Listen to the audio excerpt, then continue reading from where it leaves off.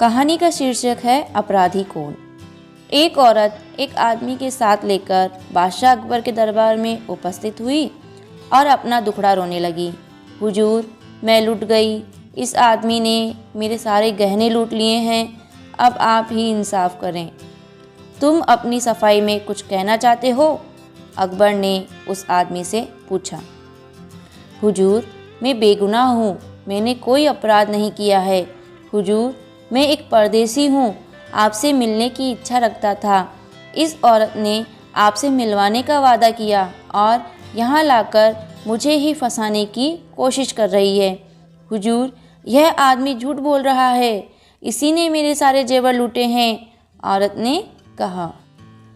दोनों की बातें सुनने के बाद अकबर यह तय नहीं कर पाए कि फैसला किसके हक में दें।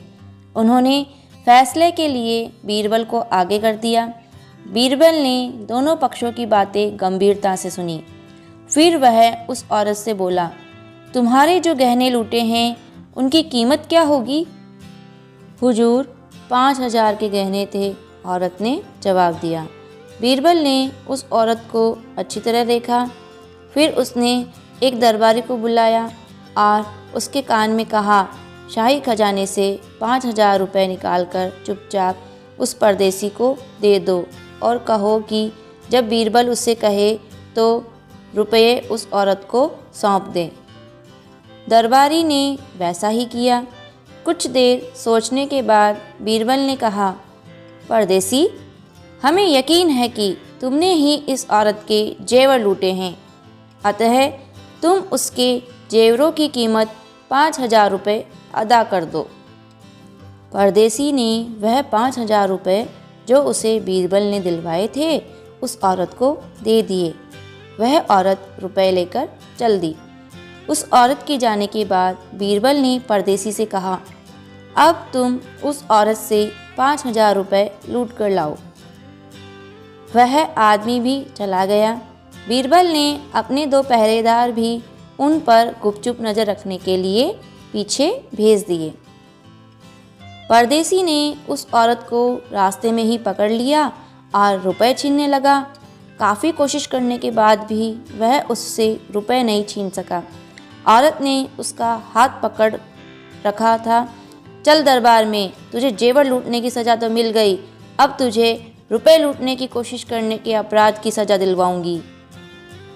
औरत परदेसी को लेकर दरबार में आ गई और कहने लगी कि यह आदमी अब मेरे रुपए लूटने की कोशिश कर रहा था। क्या उसने तुम्हारे रुपए लूट लिए? बीरबल ने पूछा। नहीं हुजूर, मैंने उसे रुपए लूटने ही नहीं दिए। बीरबल ने उन पहरेदारों की तरफ देखा जिन्हें उसने उन दोनों के पीछे लगाया था। उन्होंने भी यही कहा कि वह औरत दृढ़ता के साथ उस युवक का मुकाबला करने लगी और उसे रुपए नहीं लूटने दिए। बीरबल अब उस औरत की ओर देखने लगा और कहा, तुमने अब तक केवल झूठ ही बोला है। जो आदमी तुमसे रुपए नहीं लूट सका, वह तुम्हारे जेवर कैसे लूट सकता है? बीरबल ने पहरेदारों को उस औरत को गिरफ्तार करने की आज्ञा दी। वह औरत डर गई।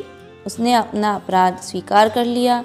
बीरबल ने उससे रुपए वापस लेकर शाही खजाने में भिजवा दिए और उस औरत को कारागार में डाल दिया। परदेसी को इज्जत के साथ वापस भेज दिया। बीरबल के न्याय से बेहद खुश हुए बादशाह अकबर। दोस्तों, वीडियो को लाइक और शेयर करें। चैनल पर नए हैं तो चैनल को सब्सक्राइब